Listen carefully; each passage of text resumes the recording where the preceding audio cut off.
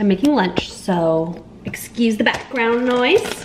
I'm at this stage where I have like, if you've been following me on TikTok, you've been following my journey, you may know that I am currently in the process of a rebrand. So the meetings that I host have gone through many rebrands, maybe like 3 or 4. They used to be called Fun Shit Squad because the name of my blog used to be Fun Shit Blog. It's a long story as to why, but that's what my, group used to be called. Then it was Young and Sober Squad, but there's an AA affiliated Young and Sober group, so I didn't want people to get those confused. So after that, it is what it is now, which is Steph's Sober Squad. I just don't want my name in it. Like, this group is so much more than just me at this point. Like, we have multiple different hosts, just multiple different people involved, and I don't want it to have my name in it anymore. Like, the website is basically done. I have all the pages in place. The only thing I need to do is put the name in there. Put the name on the front page, put the name everywhere else on the website where I want to talk about the brand. I don't want to rush into picking a name because that's like what I've done in the past, and that's why there's been so many rebrands, because I just want to rebrand it and name it something else, and then I end up in a situation where I don't end up liking the name. At some point you just have to pick. Like, you can't let the indecision keep you from progressing, and not saying I'm not making progress, because I feel like I still am, but I just need to freaking pick the name. So I just got off the phone after an hour and a half of being on hold. I finally got through to someone and booked a flight to LA because I have a voucher. So like 2 years ago, I had to cancel this flight and I had a credit for it now. I decided to use it to go to LA on Thursday, today's Monday, because my friend who comes to my meetings, and she's been an OG member, she's been coming to the meetings for a while, is holding an art auction. She has a nonprofit. It's called Resilience Rally. It is all about mental health support and community, and it's a great nonprofit, and she's holding an art auction in Venice. And she lives in Toronto, so I never see her. I've never met her in person, and the fact that she's on this side of the country, I was like, what the heck, I gotta do it. I just got off the phone with the airline to book that flight. So I'm going Thursday afternoon. The auction is on Thursday evening, and then I fly back Friday afternoon. So it's like a 24-hour trip. But I wanted to do that so I didn't have to like pay for another night of a hotel. I didn't have to pay for like more parking at the airport if I do end up driving, which I think I will. So I will be vlogging that whole excursion, but I just wanted to share that news because that's what's happening on Thursday. So I'm gonna eat my lunch now.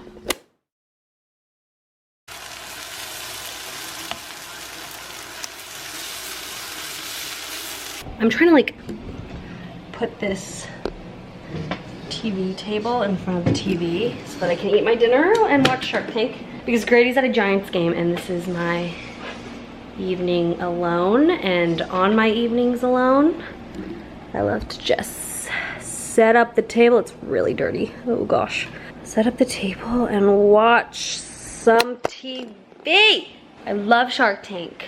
I've been obsessed recently. I will start some sort of like physical product business at some point in my life. I can just feel it. What was I saying? Oh, so I had my meeting tonight. I didn't really vlog today because I was working on editing a video, and what I'm realizing is if I have 2 hours to edit and post a video before work, like I did, the past year, I will get it done in those 2 hours. Most of the time. Maybe 2 hours is a stretch, maybe like 4 hours. I will get it done. If I have all day to do the video, like I did today, it'll take me all damn day. I edited that shit from 10 a.m. to 4 p.m. But I'm just slowly realizing that I need to set some sort of system in place, because time blocking, it's not working for me because there's no consequence if I go over a certain time. Whereas if I went over the time to get my video up when I was working, the consequence would be that I wouldn't get the video up that day because I had to work. Now I can like keep going. So if you have any like motivational tips or like tricks that you use to like stick to your time blocks, and kind of let you feel that pressure, because I work the best under pressure and I get shit done when I'm under pressure. So if you have any tips on how to create that pressure when there's actually like no pressure, let me know. I didn't even finish my thought. I was editing my video today and then I had my meeting, which went super well. We had a great turnout, great conversation.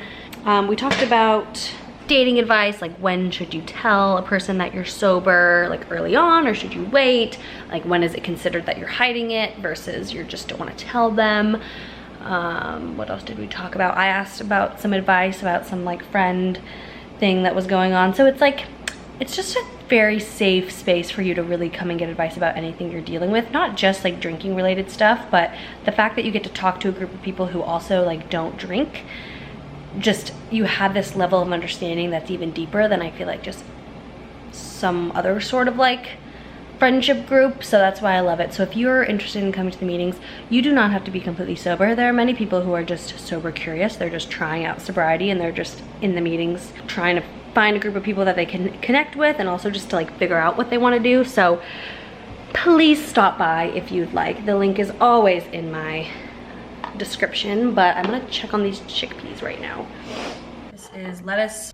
And then this is rice mixed with tahini, diced avocado, diced cucumber, and lemon juice, and salt and pepper. So it said to mix all of those.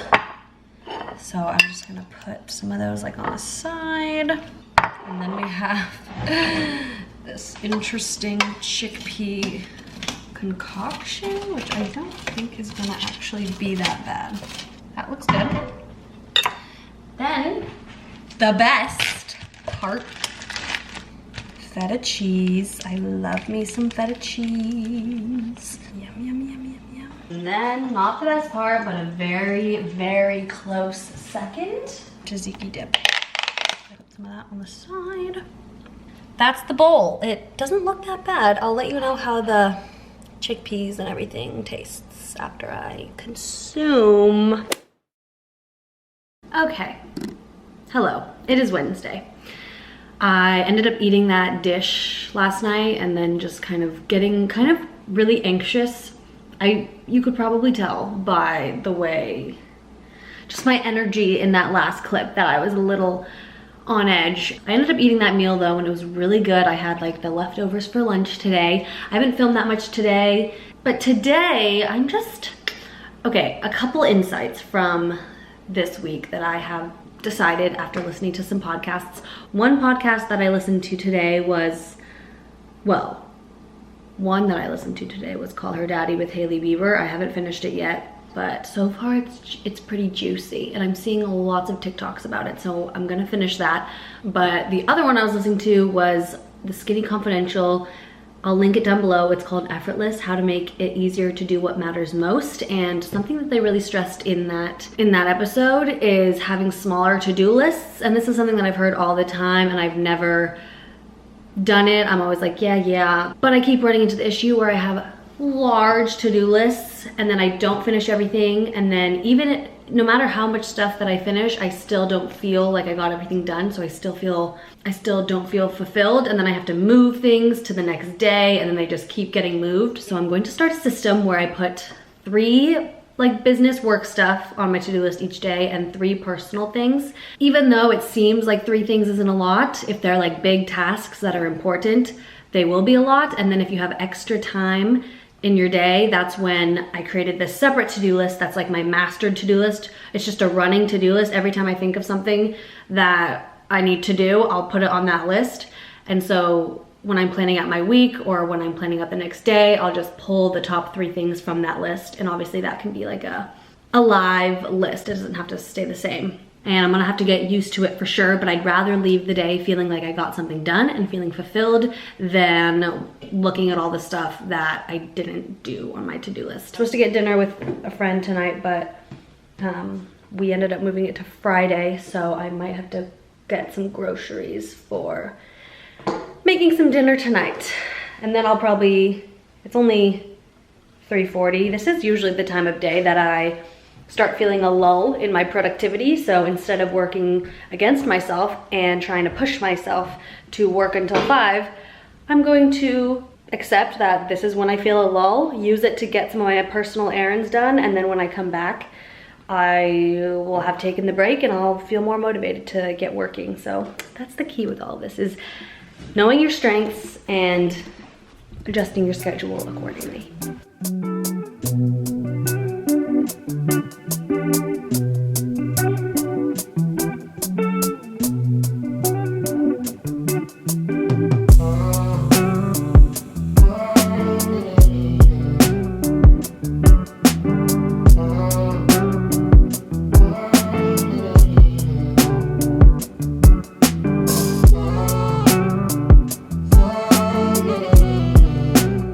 I have made it to Los Angeles. I did the math, and the amount of time that it took me from the time that I left my house, like this morning, to drive to the airport to the time that I got to the hotel, I could have drove to LA in the same amount of time. But I know that, I mean, one, I really hate driving and it makes me really anxious, so I know that even though I hate flying, it was better. But isn't that funny how literally an hour-long flight can take a total of 6 hours to get to where you want to go? But we made it. I was so hungry when I got here that I immediately put my stuff down and walked to a cute little coffee shop.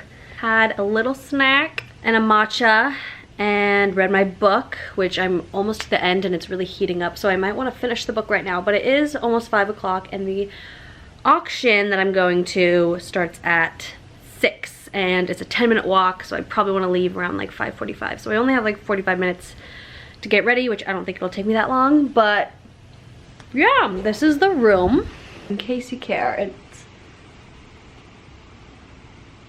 there she is. Of course, this is just staring me right in the face, but I'm happy to be at a place where I don't, I mean, obviously the thoughts have crossed my mind that I should grab one of those, but I'm filming it to hold myself accountable and just remind myself that every time that I have given in to drinking, the one time that it happened, I was in Palm Springs with my family, and now that whole trip, when I reflect on it, I don't think about my family time. All I think about is the fact that I drank. We talked about this in a meeting the other day, actually, about how a lot of the times we associate the feeling of wanting to drink with feelings of sadness or negativity. But a lot of the times we're actually associating them with positive feelings and celebrations. And that's honestly where a lot of my triggers come from, is celebrating and vacation and wanting to drink on vacation. And I feel like I am on a mini vacation right now. So that's kind of how I'm feeling about that, is I'm feeling like I'm on a vacation, feeling like I want to drink because of that and because I feel good. But as I was saying, the family trip, now I only associate it with the fact that I want to drink, or that I drank.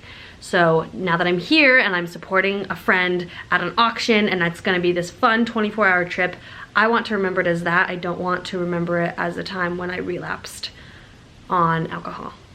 So I'm holding myself accountable by telling you all. And I'm gonna start getting ready because, yeah, I always take longer than I think I do, so. This is the fit. I'm very late. Skirt's on backwards. I must go.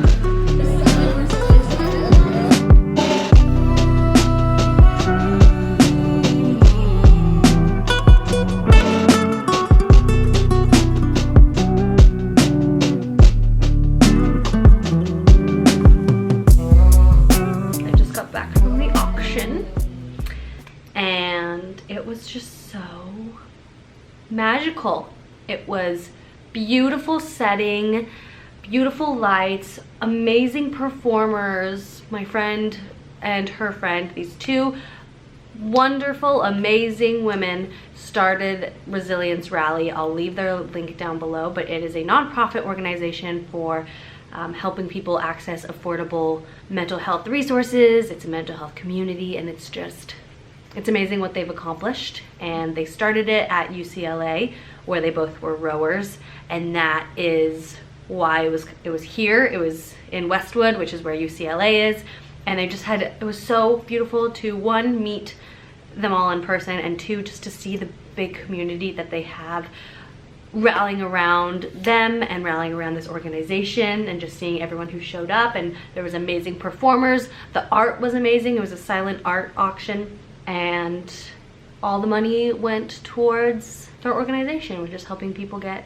free or affordable mental health resources. So that was great. I will show you what I got because I did win some bids. So this was not something I won, but I just bought one of their shirts. The sun will rise and we will try again. And then I won this pillow. Well, I bid the highest for this pillow. It was a set of two, so there was one that was white petals and a green circle.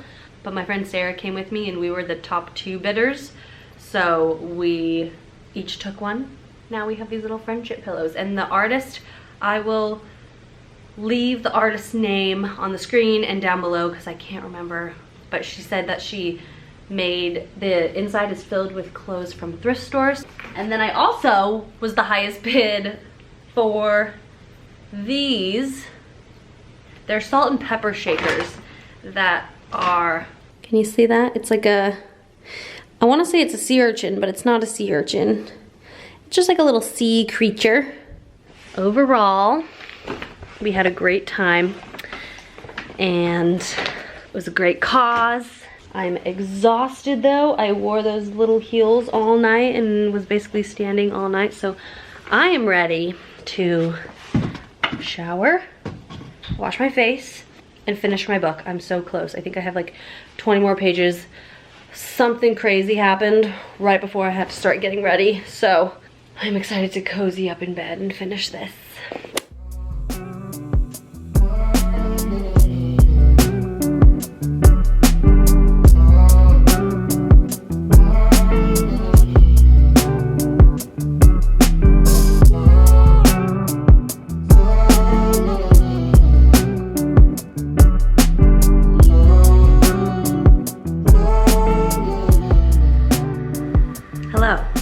I'm back home. What a whirlwind of the past 24 hours, but a great whirlwind at that. I put the pillow on my couch. It's a little small, so it looks kind of weird, but I think it's so cute. So it's Saturday, so I landed at like 4 p.m. yesterday and then went straight to dinner in San Francisco with, oh, you can't even see me. Went straight to dinner in San Francisco with 2 of my bestest friends from high school. One of them was visiting, one of them lives in San Francisco. And we went to dinner at this amazing restaurant. It's called Wild Seed in San Francisco. But if you haven't gone, it's completely vegan, but it tastes, it's so good.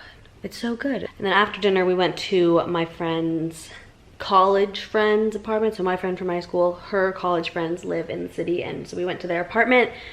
I was expecting it to be, you know, a chill pre-game. I knew it was gonna be a pre-game before they all went out. I was expecting it to be just us and then the friend and his friends. It ended up being kind of a very large pre-game, loud music, dark, you know, you're yelling to talk to everyone. And honestly, I felt fine.